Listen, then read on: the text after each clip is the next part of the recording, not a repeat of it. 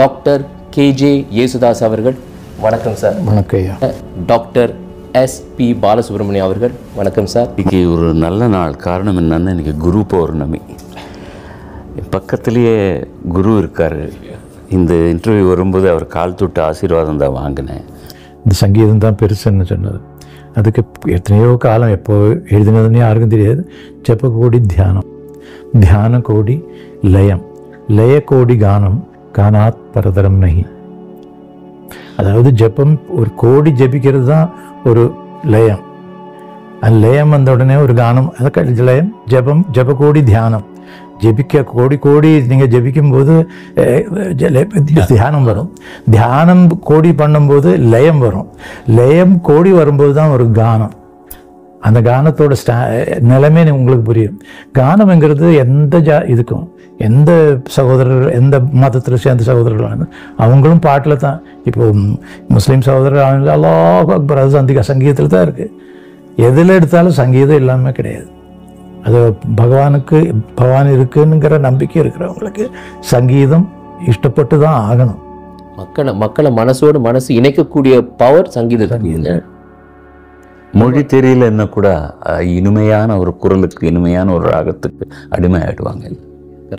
அதுவும் இப்போ நீங்கள் சொன்ன மாதிரி சார், இப்போ ஊடகங்களில் யூடியூப்பில் என்னென்னமோ வருதுல்ல, அவங்கவுங்க மொழி தெரியாத மொழியில் பாடினா கூட அந்த இசை, அவங்களுடைய வாய்ஸ், அந்த music, everybody is now enjoy. இத்தனை மொழியில் நாங்கள் பாடிருக்கவே முடியாது.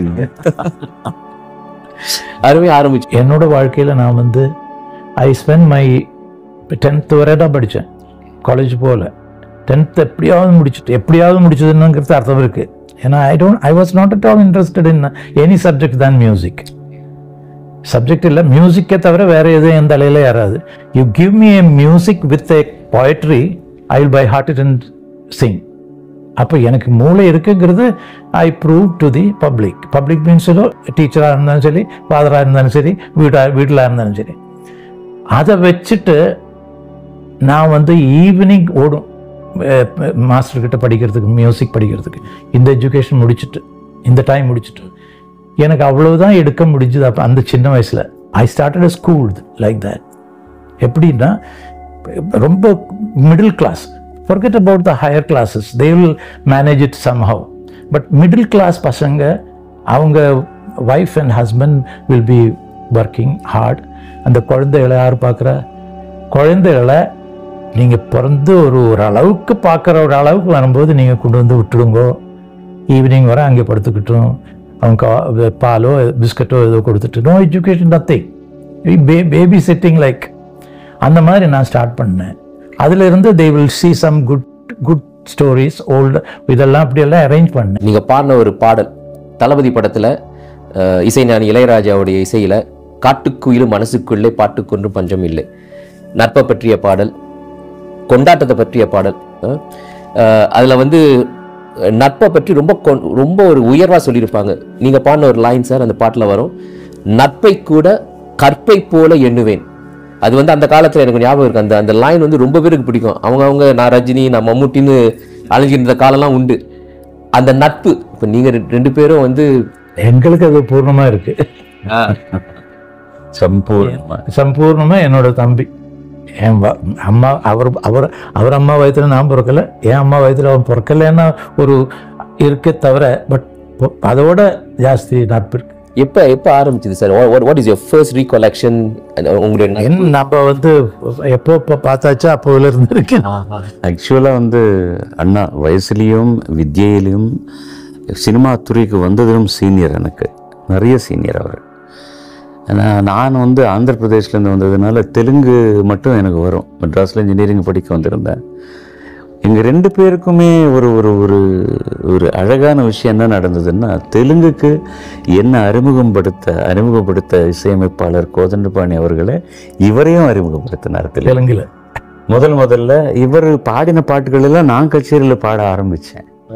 ஓ நின்று சந்தமாமான்னு ஒரு பாட்டு, நின்று சந்தமாமா, அது அந்த பாட்டெல்லாம் என்ன ஒரு வித்தியாசமான ஒரு குரல் அப்போவே சினிமா உலகத்துக்கு கிடைச்ச. வந்த உடனே தம்பி சொன்னது என்ன, குரு பௌர்ணமி. என்ன இன்னைக்கு அந்த குரு பௌர்ணமி அந்த குரு பௌர்ணமியை ஞாபகம் வச்சுட்டு இருக்கிறதுனால குரு கடாட்சம் ரொம்ப இருக்கு அவருக்கு. அதுதான் அவர் வந்து கோதண்டபாணின்னு ஸ்டுடியோ வச்சாரு, அவருக்கு இல்லை.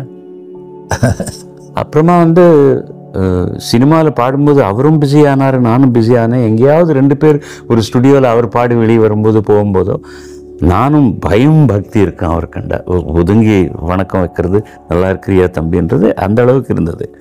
அதுக்கப்புறம் சேர்ந்து பாட ஆரம்பிக்கும் போது ஒரே மைக்கு பகிர்ந்துக்கு, அந்த காலத்தில் 2 மைக் கூட இல்லை, ஒரே மைக்கில் தான் பாட வேண்டிய. தென் இட் வாஸ் அந்த அப்போதிலிருந்து ஒரு நட்பு, ஒரு அழகான ஒரு பந்தம் ஏற்பட்டது. அதுக்கப்புறம் நிறைய நிகழ்ச்சிகள் பண்ணும்போது we have become very close, very very close, and he is more than a brother to me, more than a guru to me. அதனால தான் நான் வந்து இந்த எஸ்பிபி 50 அப்படின்ற 50 வருடம் அது சம்பூர்ணமானதுக்கப்புறம் ஒரு உலக டூர் பண்ணோம். போகிறதுக்கு முன்னால் முதல்ல அவருக்கு பாத பூஜை பண்ணி தான் நான் கிளம்பினேன். அவரும் ஒரு வார்த்தை, அவருக்கு பாத பூஜைனா வரமாட்டாருன்னு எனக்கு பயம். ஒரு சின்ன ப்ரெஸ் மீட் மாதிரி வச்சுருக்கிறேன், நீங்கள் வரணும்னு வந்தார். அன்னைக்கு எல்லாம் எப்படி நடக்குதுன்னா, திதி பிரகாரம் அவருடைய பிறந்த நாள் அன்னைக்கு.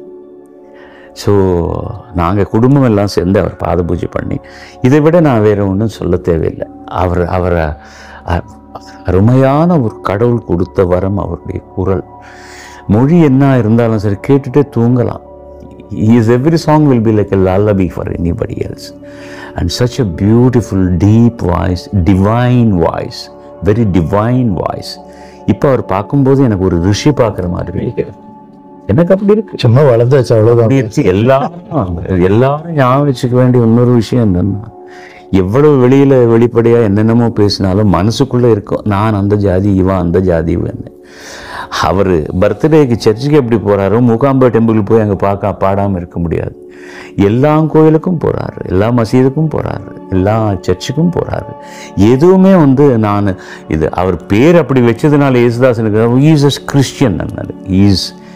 அவர் வந்து எனக்கு he is a universal musician. I don't அவர் இதுக்கு தான் சம்மந்தப்பட்டவர்னு சொல்லவே முடியாது. இசைன்றது வந்து யூனிவர்சல். ஸோ இந்த உலகத்துக்கு எல்லாத்துக்குமே சம்பந்தப்பட்ட ஒரு அருமையான டிவைன் மியூசிஷியன் யேசுதாஸ் அவர்கள்.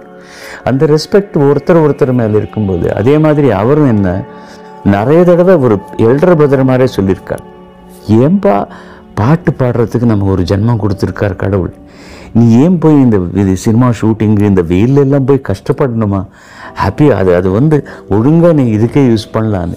நான் ஒரு ஹர்பன் மௌலா மாதிரி, எனக்கு எப்போவுமே என் மேலே நம்பிக்கை கம்மி. ஏன்னா இசை வந்து முறைப்படி நான் கற்றுக்கலன்னு அது எத்தனை தடவை சொல்லும்போது என்ன அங்கே திட்டு இருக்காரு. என்ன ஜென்மமா இது கிடைச்சிருக்கு, அது ஜென்மம் எத்தனை ஜென்மம் எடுத்து மேடையில திட்டு இருக்காரு. என்ன ஏன் அப்படி ஜென்மத்தில் எவ்வளவு படிச்சிருக்குங்கிறது உனக்கு தெரியாது, எனக்கும் தெரியாது. ஸோ அதில் நீங்கள் வந்து ஓப்பன் பண்ணக்கூடாது. அதனால நீங்கள் இன்னைக்கு என்ன இந்த அளவுக்கு பாடுறையோ அது நீ அந்த ஜென்மத்தில் படித்ததுக்கு காரணம். இதோ ஒரு புண்ணியம் அது. ஸோ அதை பற்றி நீ சொல்லாது, உனக்கு தெரிஞ்சது நீ பண்ணு, நேர்மையாக இரு, அதை பற்றி சின்சியராக வேலை பண்ணு அப்படின்னு சொன்னார். அப்படிப்பட்டது எங்களுடைய பந்தம். வேறு எத்தனையோ இன்சிடென்ட்ஸ் இருக்கு எங்கள் வாழ்க்கையில். எனக்கு முடியாத ஒரு பெரிய இன்சிடென்ட் இருக்கு, அது சொல்லிடுறேன். அது வந்து மற்றவங்களுக்கு ஒரு சுகமாக இருக்கு கேட்குறது. நான் கச்சேரி முடிஞ்சதுன்னா அது ஒரு லெசன் கூட மற்றவங்களுக்கு, இந்த ஆர்கனைசர்ஸுக்கு ஒரு லெசன் கூடன்னு வச்சுங்களேன். கச்சேரி முடிஞ்சு ஆர்கனைசர்ஸ் யாருமே இல்லை. நாங்கள் ரூமுக்கு வந்து தானே ஆனோம், ரோட்டில் படுக்க முடியாது. என்ன வந்தாச்சு, ஒன்றுமே இல்லை, சாப்பாடுக்கு யாரும் வந்து கேட்கவும் இல்லை, ஏதாவது சாப்பிட்டாச்சா ஒன்றுமே இல்லை. நான் வந்து ஒரு பழம் அங்கே ஏதோ ஒரு ஆப்பிளோ ஏதோ இருந்தால் அதை கடிச்சு பிடிச்சிட்டு படுத்து தூங்கலான்னா ஒரு டெக் டெக் டெக்னா ரூமில் ஒரு சத்தம், ரூம் சர்வீஸ் அப்படின்னு. ஓஹோ, ஏதோ பாவம் அரேஞ்ச் பண்ணியிருக்காங்கன்னு சொல்லி பார்த்தா என் தம்பி ரைஸும் சட்னி, இது அவங்க எப்பவுமே எங்கே போனாலும் ரைஸ் குக்கரும் ரைஸ் எங்கே கிடைக்கும், ஒரு சட்னி இல்லைன்னா பவுடரா நெய், இதெல்லாம் நெய்யும் கிடைக்கும், பவுடரை கொண்டு போவாங்க. அந்த பவுடரில் கலக்கிட்டு அதோட ருச்சி என் தம்பி கொண்டு வந்து கொடுத்த மறக்க முடியுமா? பசிக்கிறது இல்லை, அந்த அன்பு. அந்த அன்பை பற்றி நான் சொல்லும்போது எப்போவிலிருந்து ஜென்ம ஜென்மமா இருந்திருக்கும்னு சொல்றேன் நான். அங்கே என் தம்பிகள் வரலையே, இவன் தானே வந்தான், இவர் தானே வந்தார். இவன் தப்பு தப்புப்பா. முதல் சொன்னது ரொம்ப கரெக்ட், ரெண்டாவது தடவை சொன்னது பெரிய தப்பு.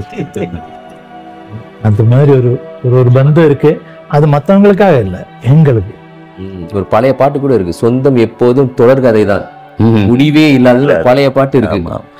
ஆனா இப்ப நீங்க பேசிட்டு பாக்குறப்ப நீங்க ஒருத்தருக்கு ஒருத்தர் பாராட்டுறது ஒண்ணு, ரெண்டாவது அந்த இது வந்து ஒரு நிமிஷம் சாரி டிஸ்டர்ப், ஒரு கேமராக்காகவோ பாராட்டுறதோ கிடையாது. இது எங்களுக்கு தாண்டியாச்சு. ஆமா தாண்டியாச்சு. அவரும் 60 வருஷமா பாடிட்டு இருக்காரு, நான் 54 வருஷமா பாடிட்டு இருக்கிறேன். இப்போ வந்து எங்களுக்கு வந்து தனியா கிரீடங்கள் வைக்கிறதோ இல்லைன்னா அவரை பத்தி நான் பேசினா எனக்கு ஏதாவது கிடைக்கும், என்னை பத்தி அவர் ஆசீர்வாத பூர்வமா பேசினா கிடையாது. உண்மை இது. எங்க இசை எவ்வளவு உண்மையோ அவ்வளவு உண்மையான அபிப்பிராயம். இது ஒரு அபிப்பிராயம் நாங்க சொல்றோம் தவிர மற்றவங்களுக்கு அது ஒரு லெசனா இருக்கு. ஏன்னா இரு பெரும் ரொம்ப அது முக்கியமானது சார். இதயமும் இதையும் பவித்திரமா இல்லைன்னா, புனிதமா இல்லைன்னா எந்த கலையும் களை கட்டாது. மனசுல ஏதாவது ஒரு கல்மஷம் வச்சுக்கிட்டு அது வெளிப்படையா பேசும்போது வந்து அது ஆக்ட் பண்ற மாதிரி இருக்கும். உண்மையான அதுக்கு அதனால தான் எங்க பந்தம் இத்தனை நாள் வாழ்ந்துட்டு இருக்கு. இல்லைன்னா அது எங்கே நாங்கள் இல்லாத போது அவர் என்னை பற்றி பேசினாலும் நான் அவரை பற்றி பேசினாலும், நானாக இருந்தால் எழுந்துச்சு முதல்ல ஜேசுதாஸ் அப்படின்னா வணக்கம் வச்சுட்டு தான் உட்காருவேன். அவரும் அவ்வளவு அன்பாக பேசுவார். என் தம்பி, அவன் என் தம்பி, அப்படிப்பட்டவன் அப்படின்னு தான் சொல்லுவார். இதை விட என்ன சார் வேணும்? எத்தனை நாளுக்கு நமக்கு கடவுள் கொடுத்துருக்காரு, அத்தனை நாளுக்கு நம்ம பாட போகிறோம். வாழ்க்கையில் ஆரோக்கியம் எவ்வளோ நல்லா இருக்கோ அத்தனை நாளுக்கு பாட போகிறோம். ஆனால் முடிஞ்சதுக்கு அப்புறம் கூட அவங்க எப்படிப்பட்டவங்க, மனிதநேயம் எப்படி இருந்தது, இதை பற்றி தான் பேசணும். நம்ம நல்லா பாடுறோம்னு சொல்லி எல்லாரும் சொல்லுவாங்க, ஏன்னா கஷ்டப்படுறோம், அதுக்காக நாங்கள் குடும்பத்துக்காக எவ்வளோ தியாகம் பண்ணியிருக்கிறோன்னு எல்லாரும் என்ன நினைப்பாங்கன்னா, ஆமாம் அவங்க குடும்பம் பிழைப்புறதுக்காக வந்து அவன் பண்ணிட்டு இருக்காங்கன்னு சொல்லி. அது இல்லை, இங்கே குழந்தைங்கள் வளர்ந்ததை பார்க்க முடியாத காலகட்டத்தில் நாங்கள் அப்படி வேலை செஞ்சுட்டு இருந்தோம். ஸோ அது ஒரு விதமான ஒரு தியாகம் தான். அதுக்கு காரணம் என்னன்னா, யாருக்கும் கிடைக்காத வரம் எங்களுக்கு கிடைச்சிருக்கு. எல்லாருக்கும் இசை ஞானம் இருந்திருக்கலாம், ஆனால் வாய்ப்புகள் எங்கள் 2 பேரும் கிடைச்சது. ஏறத்தாழ ஒரே சமயத்தில் இருக்கும்போது கூட அவருக்கு எப்போவுமே கம்மி, எனக்கு ஜாஸ்தி, அவருக்கு ஜாஸ்தின்றதே கிடையாது. we were always busy, we are still busy.